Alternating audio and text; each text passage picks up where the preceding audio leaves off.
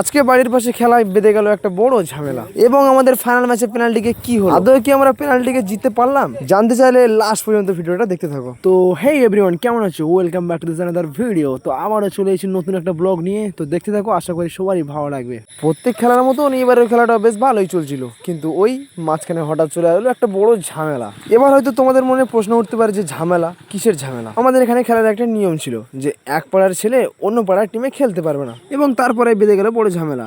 যাই হোক, ঝামেলার কথা বাদ দিয়ে এবার আমরা খেলার দিকে ফিরে আসি।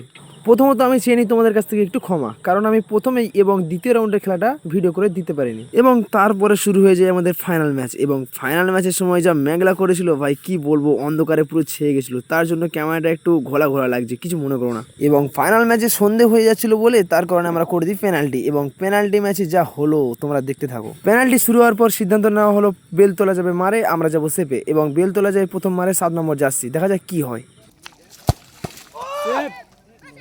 এবং বেলতলার প্রথম মার হয়ে গেল সেভ। যাই হোক, তারপরে চলে আসে আমাদের টিমের প্লেয়ার, মানে আমার দাদা রণজিৎ। দেখা যাক ওর মারে কি হয়, এবং দেখা যাক আমার দাদা এবার গুটি গুটি পায়ে পিছোচ্ছে। দেখা যাক মারবে কি হয়।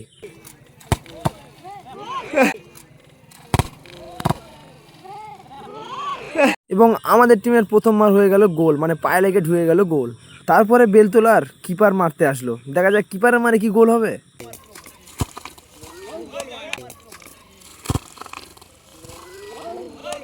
এবং বেলতলার কিপার মানে রানার মানে হয়ে গেল গোল।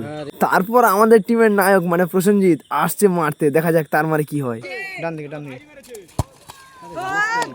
ডান দিকে ডান দিকে। তারপর কাদা মাঠে আমাদের নায়ক মানে প্রসেনজিৎ প্লেসিং মারে করে দিল গোল। তারপরে বেলতলার 3 নম্বর মাঠ। দেখা যাক এ কি গোল করতে পারবে, ঠিক নামটা জানি না।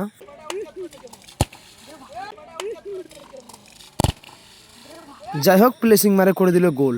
তারপর আমাদের টিমের ক্যাপ্টেন মানে মহিম ঢালি চলে আসলো মারতে। দেখা যাক গোল কি হবে। আমি এই ভিডিও করছি, পেনাল্টি করতে না। আমি এই ভিডিও করছি, পেনাল্টি করতে না।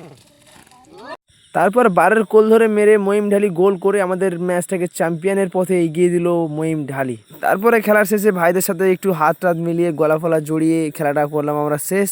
তো গাইস, ভিডিওটা ছিল এই পর্যন্ত। যদি একটু হলেও ভালো লেগে থাকে তাহলে লাইক কমেন্ট শেয়ার অবশ্যই করবে। টাটা, দেখা হবে নেক্সট ভিডিওতে।